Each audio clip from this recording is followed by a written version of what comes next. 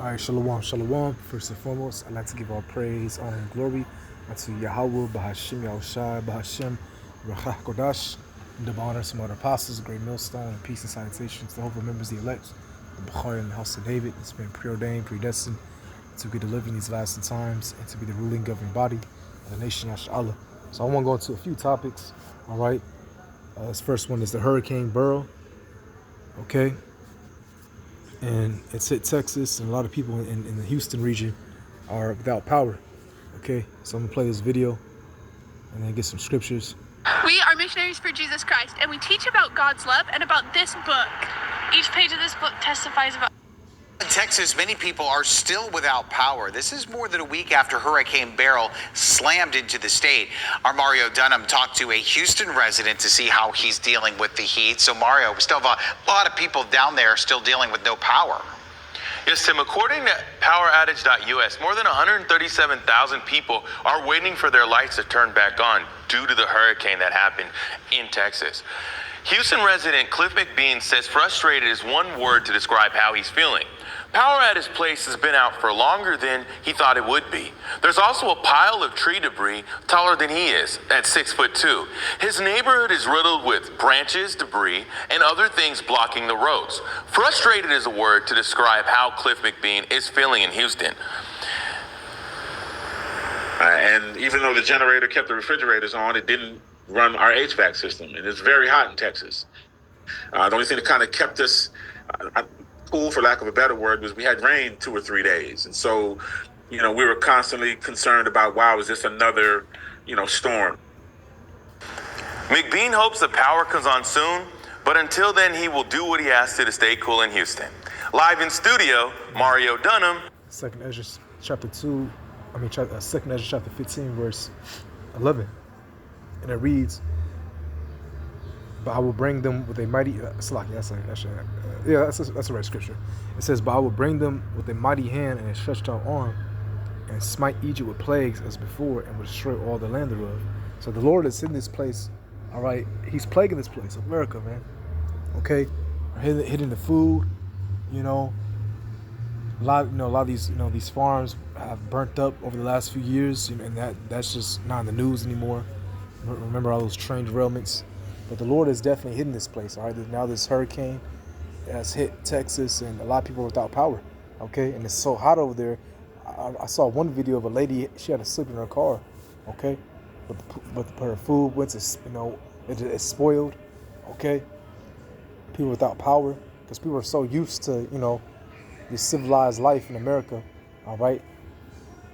But, yeah, the Lord is plaguing this place. And this is just the beginning, too, all right? It's going to get worse and worse and worse, okay? This is just the beginning. All right? This ain't nothing yet, okay?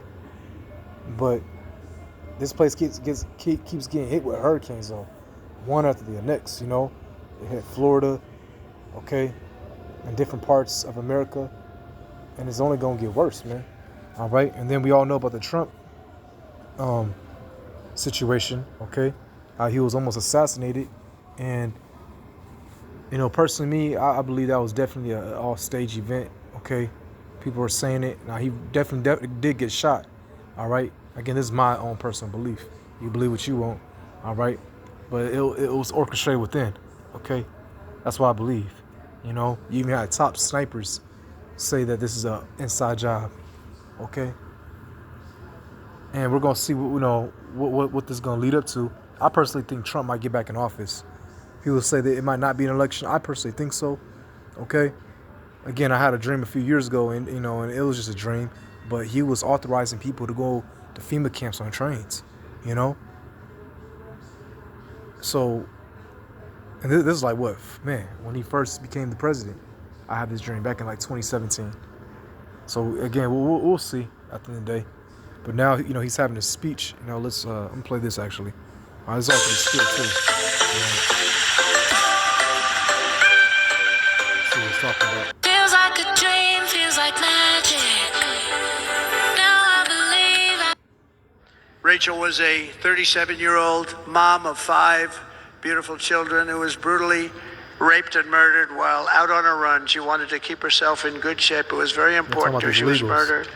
The monster responsible first killed another woman in El Salvador before he was led into America by the White House. This White House let them in. He then attacked a 9-year-old girl and her mother in a home invasion in Los Angeles before murdering Rachel in Maryland. Traveled all throughout the country, doing tremendous damage. Rachel's mother will never be the same. I spent time with her. She will never be the same. I've also met with the wonderful family of these illegals, Lake and Riley, the brilliant 22-year-old nursing these illegals, student. man, coming She was in, so all right. proud of Hey, they're first gonna in her go class, crazy when you Americans. who was All right, they out already for a are. jog on the You know that campus young girl, of the that young University woman of that got Georgia, where raped she from was New York. assaulted, All right, beaten, she left home. and horrifically You know, killed. I don't know Yet what was another going on in her American household. life All was right, stolen by it was an unfortunate event. criminal aliens sent Okay, free but by she left the home. Israel. I guess they were her neighbors, these two Venezuelans. All right, Jake. All right, which are the Trump Asher. But they lured her in and they took her behind a bridge and did those horrific acts to her. All right, so these illegals that are coming in, they're gonna do horrific acts to a lot of you Americans because they come from a whole nother world. All right, a whole nother world of manliness. They don't play this feminist LGBT. They don't play this folly. All right. A lot of them are splinter cells, sleeper cells, all right, trained militiamen, and they're gonna go to work on you Americans, man. Okay, it's about to get crazy. Actually, Second Ezra the 15th still, we can read it. All right, it says, "A man shall no pity upon his neighbor, but shall destroy their houses with the sword and spoil their goods because of lack of bread and for great tribulation." Right, when there's no food, when there's lights out, totally. All right. It's gonna be every man for themselves, And these illegals, again, they're already attacking police, all right, civilians, doing a lot of raping and killing, You see, and I noticed that a lot of these Americans are, they're not having with these illegals, all right. So it's gonna be race wars, class wars. It's going to get popular soon, man. All right. Well, let's just listen to what Trump is saying. The press would say he was a braggart. I'm not a braggart, but Viktor Orban said it. He said Russia was afraid of him. China was afraid of him. Everybody was afraid of him. Nothing was going to happen. The whole world was at peace, and now the world is blowing up around us. All of these things that you read about were not going to happen. Under President Bush, they think that Trump is going to be the savior, all right? They're going to think he's going to be the savior, but no. Prophecy will come to pass, all right? It's going to be economic collapse because these elites have their plans that they want to go forward with, all right? Cash is going to be obsolete. They might first issue out the CBDC, and sooner or later it will be the chip, all right? And then World War III, and then America will be nuked, and Yahushua will return and deliver the elect, man. Trump is not going to save you, okay? Trump is not going to save this nation. This place is done, okay? Even if he does, even if it goes smooth for like the first few months, either way, it's not according to prophecy. This place will fall very soon, actually. We don't have another, personally, I believe we don't have another 10 years in this place, all right? We don't, okay? Let's play.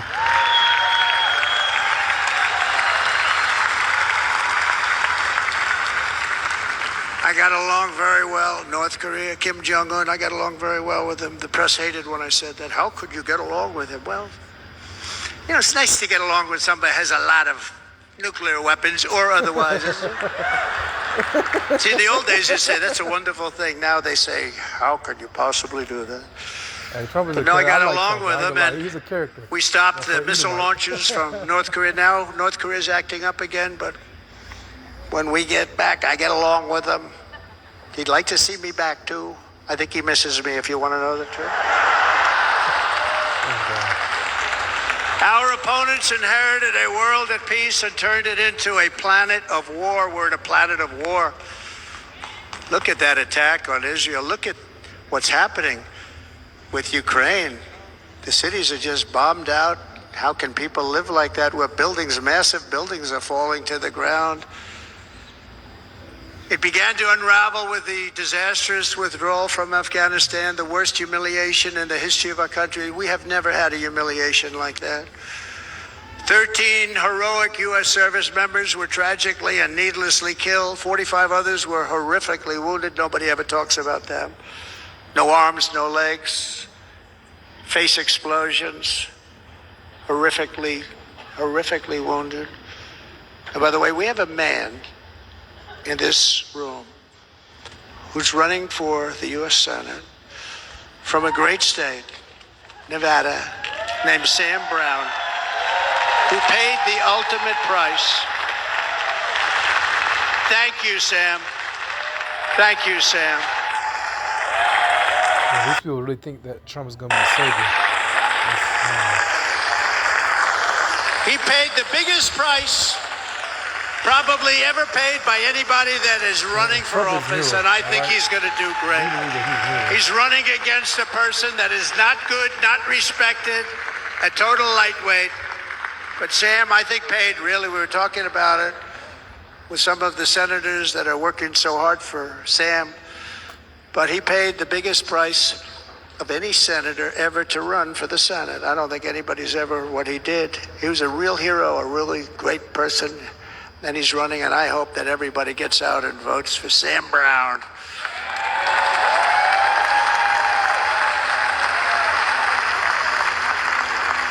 And we also left behind $85 billion worth of military equipment, along with many American citizens were left behind. Many American citizens, emboldened by that disaster. Russia invaded Ukraine. They saw this. Well, that was it, you know. So, you know, that's how I'm going to leave it all. All right, so hopefully, you know, it was edifying. On to the next one. Shalom.